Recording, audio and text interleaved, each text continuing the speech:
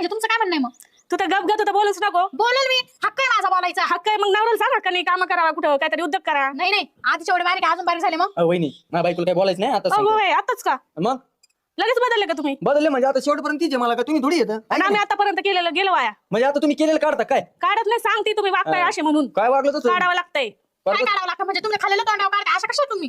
तुम्हाला हे शिकवलं का तुमच्या घरच्यांनी? हा तुला किती शिकवलं ना दिसतंय तुला का सांगू? नाही नाही दादाला सांगावं लागणार आहे वहिनी ना आम्हाला खाऊ बिर्याणी अहो तुम्ही काय सांगता मीच सांगते तुमच्या भावाला तुमचं वागणं. तुम्ही लावता तिथं आग. मलाही संधी होते आम्ही काय मोकळी नाही घरात धुणं भांडे करायला आणि तुम्ही हिंडायला. म्हणजे तुमचं असं म्हणणं मी धुणे भांडी करू तुमच्या बायकोला सांगा ना तुम्ही कशाला सांगता? मी नाही करणार, माझा हात कडक होऊन जातील. हा. हा?